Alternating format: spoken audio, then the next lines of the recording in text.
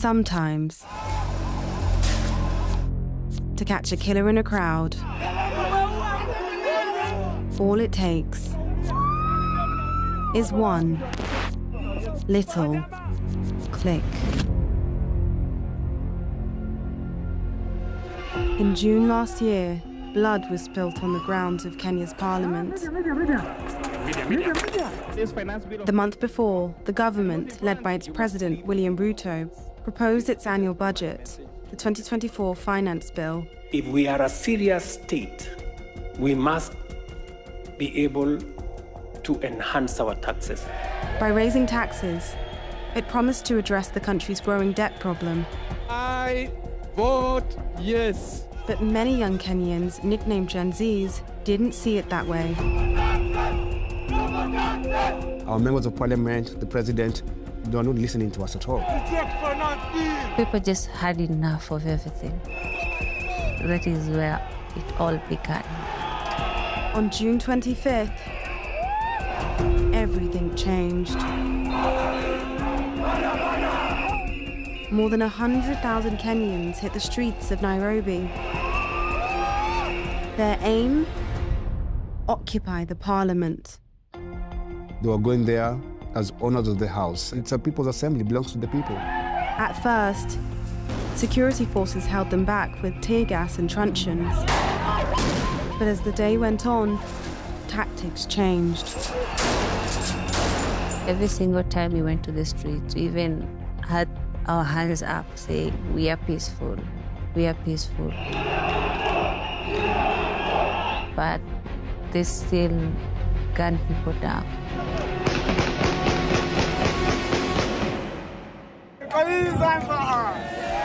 At least 3 young men were killed at Kenya's parliament: David Chege, Erickson Mutisia, and Eric Shieni.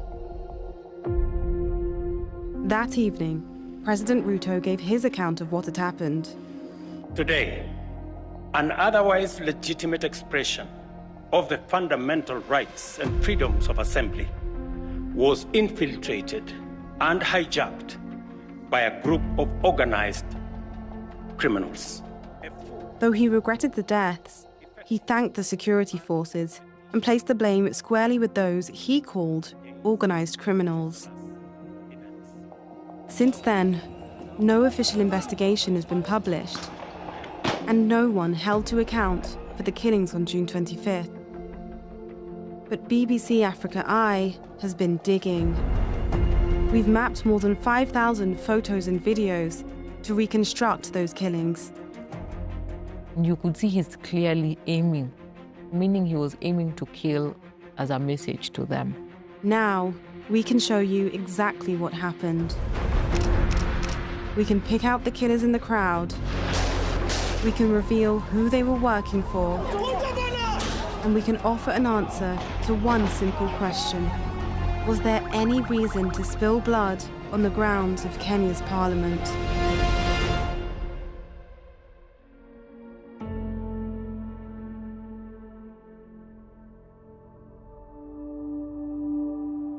When I came into office, I told everybody, tighten up your belts. I am not going to preside over a bankrupt country. I am not going to preside over a country that is in debt distress. In 2024, the government produces another finance bill. Taxing basic commodities, so people couldn't afford them anymore. Over the past decade, our tax revenue as a share of GDP has remained stagnant. This stagnation is a cause for concern. It's already really hard for everyone as it is, and the taxes are going to make life much harder for all of us. The whole principle is that you must live within your means. We have billions of Kenyan shillings lost in corruption every single day, and no one is held to account. The differences between how the common citizen is living and how the political class is living is... People are just pained, and our members of parliament, the president, they are not listening to us at all. This committee did indeed listen to the people of Kenya. From the VAT that was proposed on bread, to the border sector, to the eco-levies on diapers, on sanitary towels.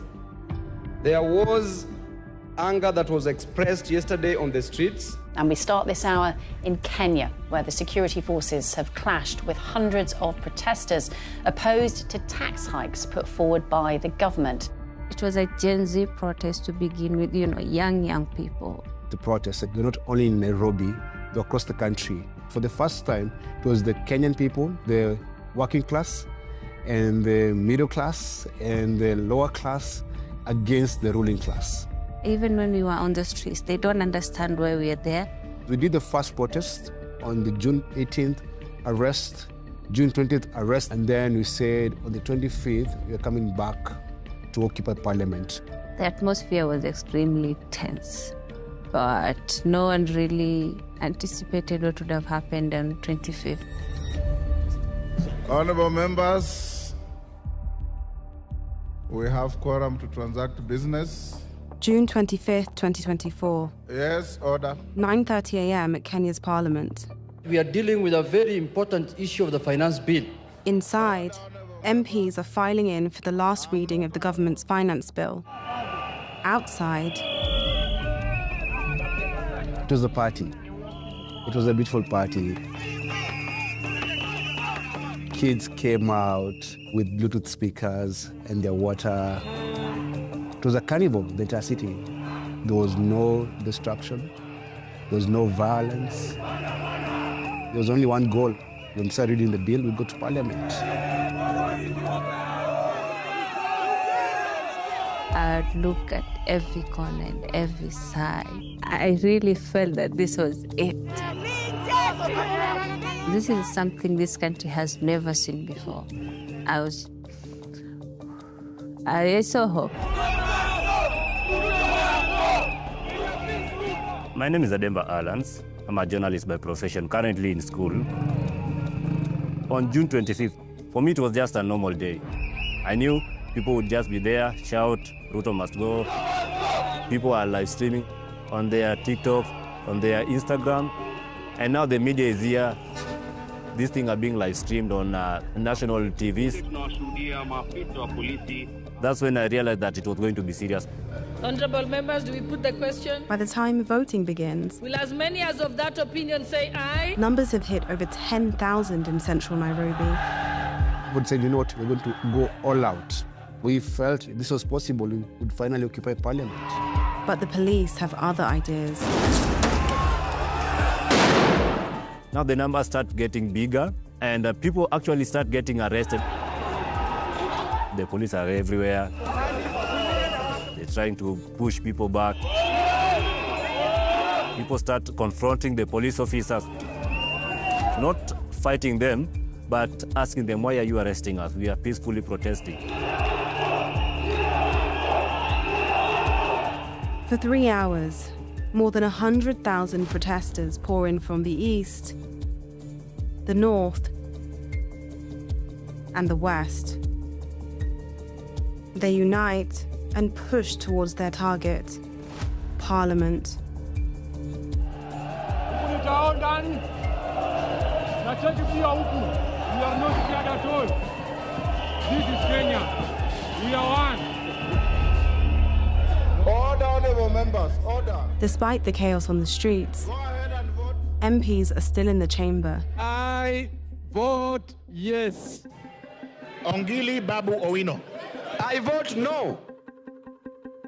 I was 100% supporting the demonstration. We were not happy in Parliament. There was a lot of lobbying by the executive, those members of Parliament who were in support of the finance bill.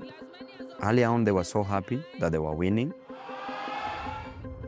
Back at the protest, police are holding these 3 pinch points. Tear gas and rubber bullets hound the protesters. But they keep coming. People even climbing on top of those water cannons. People evading arrest. Now numbers are increasing. People had one sole goal: to enter the Parliament. By 2 p.m, police are mounting a last defence at the northeastern corner of Parliament. But they're surrounded.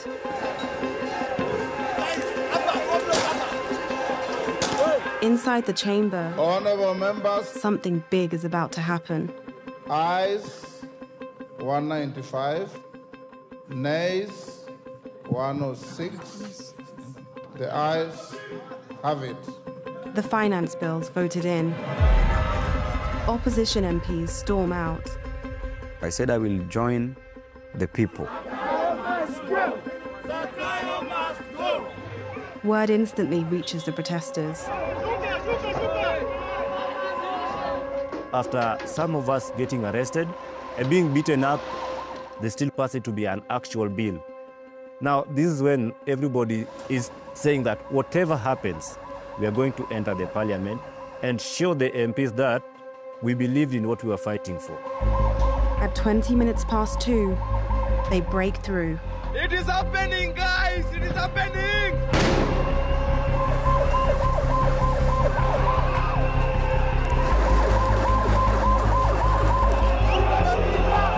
They've reached Parliament. What do we manage to ingia Parliament? People are inside the Parliament. A lot happens at once in the next hour, so we're going to break it down minute by minute. We've analysed over 5,000 photos and videos shot on the ground that day. We've determined when each was shot, using camera metadata, live stream timings, and public clocks visible in the shots. And we've plotted where they were shot on a 3D reconstruction of the site, giving us a second-by-second, 360-degree view of what happened next. We left the protests at 20 minutes past 2, with police in full retreat. Some demonstrators pursue them down Parliament Road. Others overrun this area and destroy an abandoned police truck. The rest tear down the fences and set foot on the grounds. The incursion is short. They don't make it inside. Security forces return up Parliament Road to clear them out. But with them come the photojournalists. On the front line, one photographer took these. He didn't know it then, but he'd just captured the last 3 seconds of this man's life.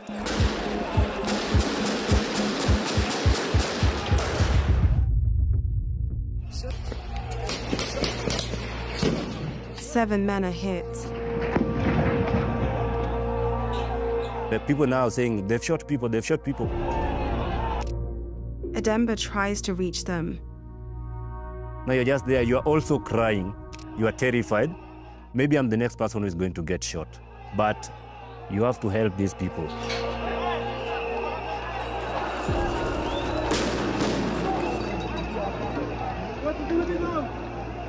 But for 2 of those men, he's already too late. There was a guy next to me, was in white overalls. I don't know where he's shot, but he was shot.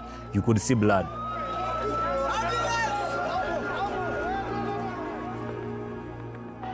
We saw this young man in the street a few moments ago.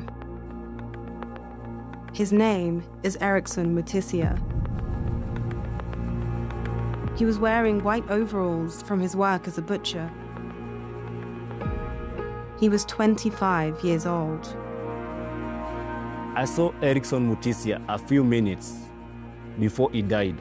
He died on the spot right next to me. What did he do wrong?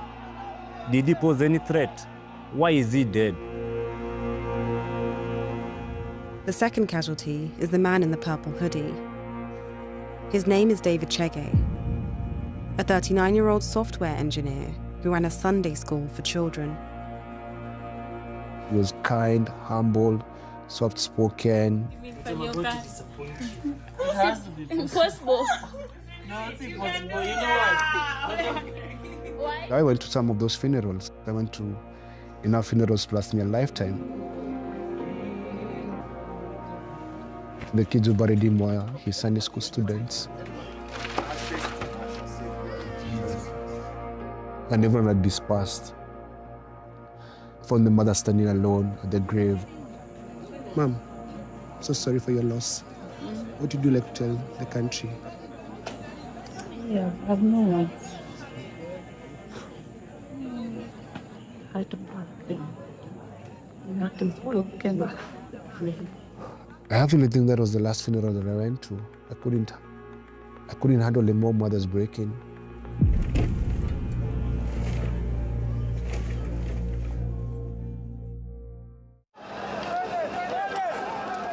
To find David and Ericsson's shooter, we need to find the moment he pulled the trigger. Police advance up Parliament Road, then this happens.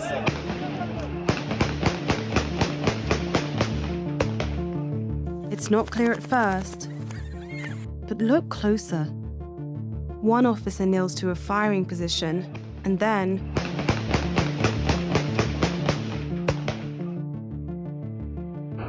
this protester goes down,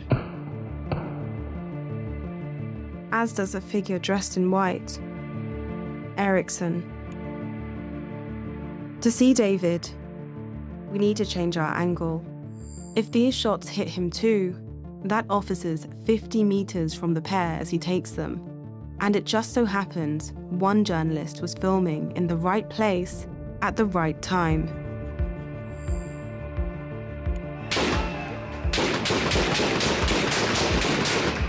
Same shots.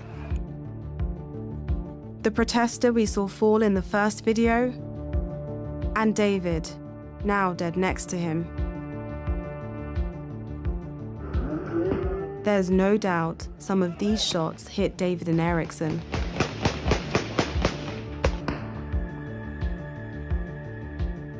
Meaning this man is the one who fired them. But how do you track a man with just a photo of his back? Look at the uniforms. Different weapons. Different body armor. Riot shields. Headgear. And in his case, an upturned neck guard. His features single him out in a video shot a minute later. A perfect match.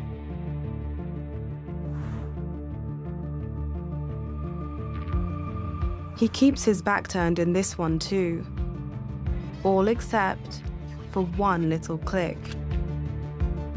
Before he opened fire, he made sure to hide his face. Why is his face being covered up? They decided that they have to shoot. Why? Why did you kill us? Why did you kill peaceful protesters? But our hunt for accountability doesn't end here. I just saw the video of moments before David Chege and Ericsson were shot dead. My heart really sank because you could hear the police officers saying, "Hua, hua." It's a Swahili word which means to kill.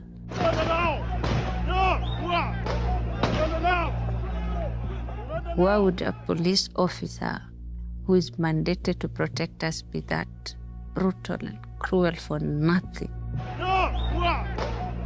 After months of digging, BBC Africa Eye can identify this police officer. His name is John Kaboy. Multiple sources told us he's a plainclothes officer based at the Central Nairobi police station. Even after the fatal shots, he could still be heard urging his colleagues forward to kill. This is the man who fired those shots into a crowd 50 meters from him. And this is the officer who urged him to do it. Both David and Erickson were in that crowd. Neither of them were armed, and neither of them were organized criminals who'd hijacked the protest. This is what the state is, killing its brave, harmless youths, demanding for a better country. Erickson's friends carry his body to the southern gate of Parliament.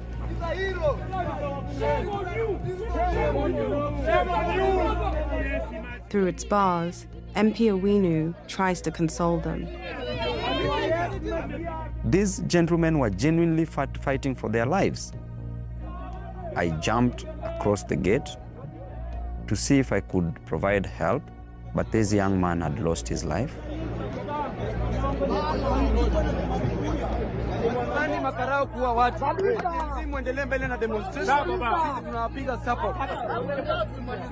From that moment, the Gen Zs were very close to Parliament. The only thing that they could fear was fear itself. And they say that enough is enough.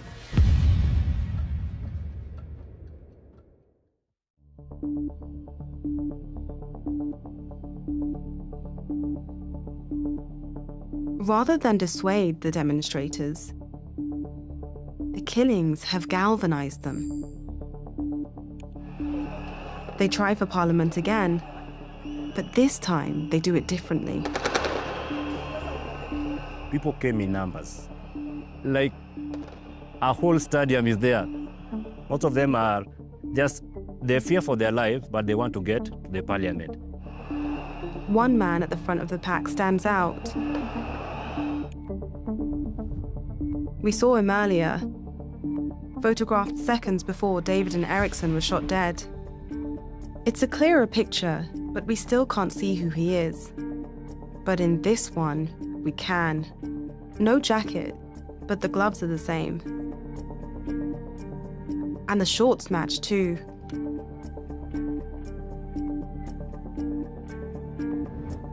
His name is Eric Shieni. On a normal day, he'd be studying at university. But today, he's on the front line. They were not running. They move, walking, then they squat down. The guards were overwhelmed. There's nothing that they could do. Despite the warning shots, Eric stays with them as they make their final push.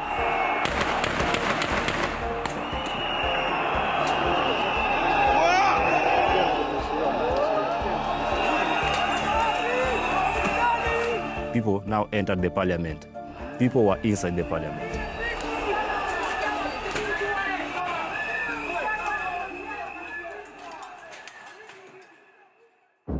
Once inside, momentum turns to mayhem.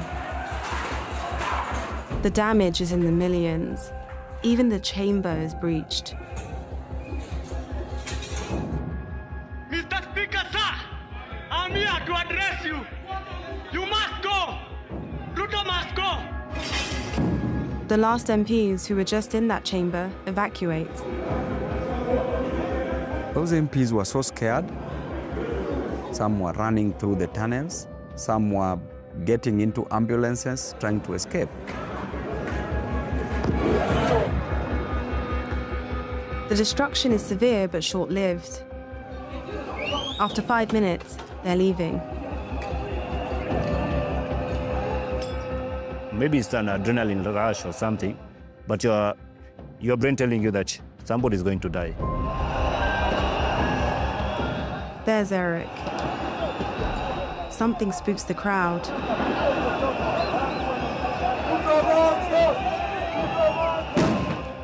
He's caught in the stampede, and we lose him.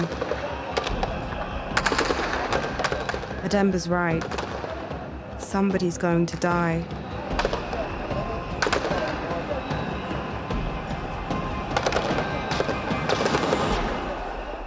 What just happened?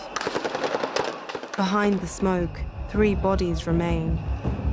2 of them are wounded. Ademba's there again, leading the evacuation. This person is heavily bleeding. There is no ambulance, so we carry him. They're shooting us.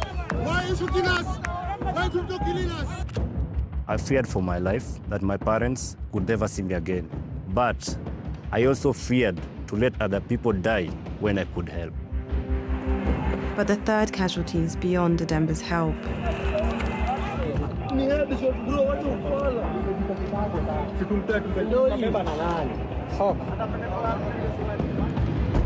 A bullet's torn through the cap and its owner, Eric.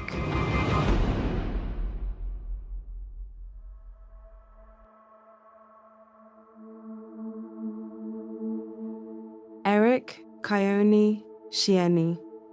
Good day. Good day. Perfect day. He was a 27-year-old student of the University of Nairobi. He studied finance. I hope that his death is not in vain. And as long as we live, we shall fight for justice for him and the others who died in streets. Baby, mani sina, leo sina kitu, kesho nitafanikiwa. Only you, baby, my only one.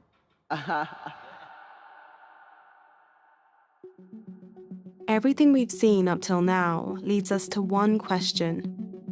Who killed Eric Shieni? If we followed the trail of evidence to the fatal shot, we can find the man who fired it.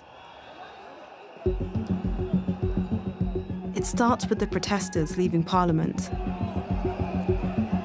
My name is Faith Odhiambo, and I'm the president of the Law Society of Kenya. The video is very clear. It shows that the protesters were walking out of Parliament, and when the shooting starts, they were all running out. As a reminder, Eric's here, in his yellow gloves.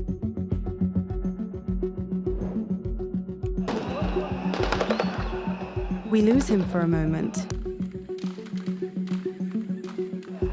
but pick him back up as he reaches the exit. A last flash of his yellow gloves, and then Eric goes down. Now we've got the gunshot, we can get the shooter.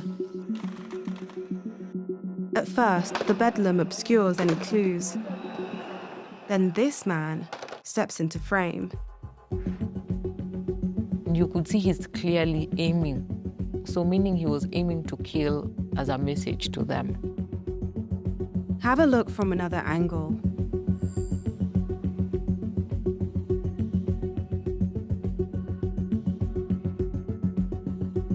He's just 25 meters from Eric. And there's no question where his rifle's pointing. The aim was to kill those protesters. Eric was just the unfortunate one.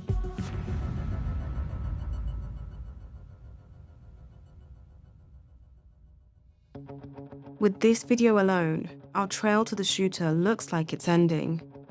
But like the last one, this one's got a giveaway. His uniform. A white shoulder patch, a matte green helmet, tan boots,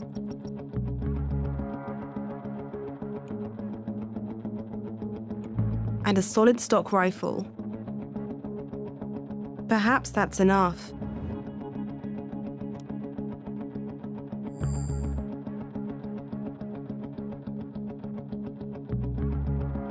Three minutes after the shooting, a photographer caught these.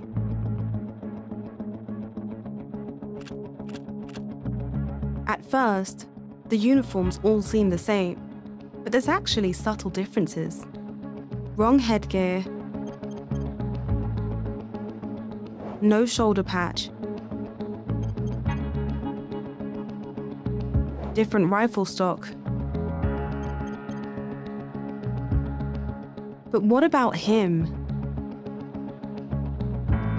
Same helmet, same boots, and a solid stock rifle.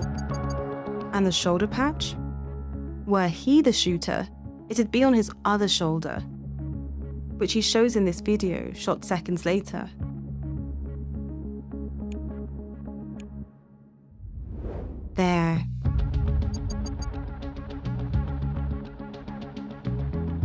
We scoured through more than 150 images of the scene, taken within 10 minutes of the shooting. In all of them, only one man matches all the criteria on this list. Him. Eric deserved a fair hearing. We don't know if he damaged Parliament or not. He wasn't aggressive. He was leaving the premises. They could have had him arrested, but the fact that you shoot his head, it was clearly an intention to kill. You have become the judge, the jury, and the sentence executioner for Eric.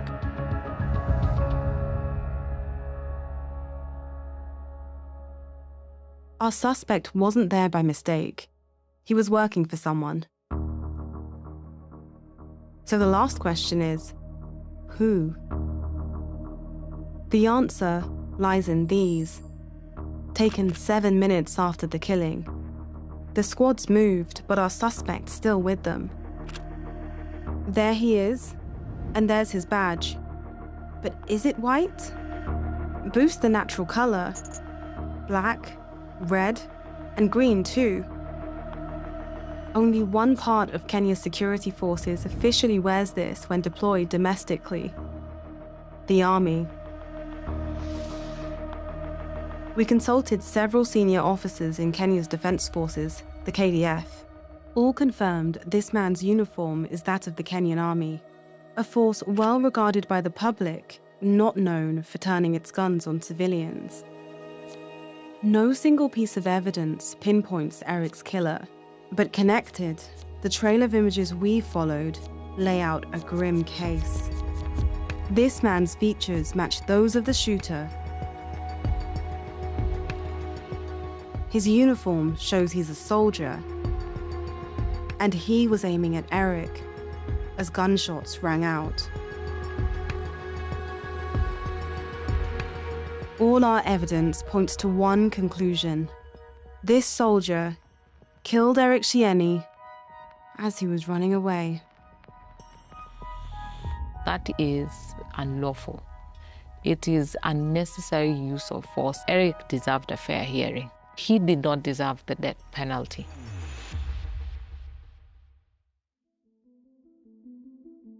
It was very terrible that day. Let me just breathe, because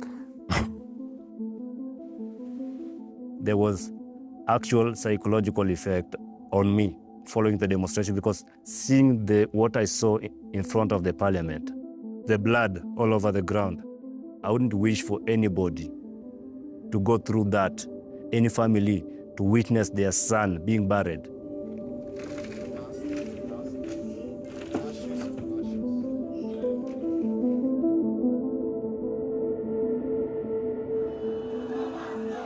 More than 2/3 of Kenya's counties held demonstrations on June 25th. There was turmoil in some. Shops were looted, buildings torched, and an estimated 30 people killed. The account President Ruto gave on June 25th painted some of the protesters as organized criminals who hijacked the demonstrations. But for the killings at Parliament, the account captured on the cameras of those who were there is quite different. An account of impunity, of brutality, of blood. The individual police officers that were caught on camera shooting. How do you sleep at night? There's a mother who wakes up every day crying because she lost her son. How do you live with yourself? The next day, President Ruto backed down. I run a government, but I also lead people. And the people have spoken. I concede. And therefore, I will not sign the 2024 finance bill. That becomes our collective position. Our country is recognized. We are all one, and we're all Kenyans. And we are fighting for the same thing. A single spark of defiance from these Gen Zs were able to change a whole trajectory of a country. You must listen to the heartbeat of the nation. You're killing us. We're going to demand for accountability and justice. We're never going to give up. We, the citizens, have the power, not them. We have a generation that once they believe in something, they will do anything for it. If you believe in something, just fight for it.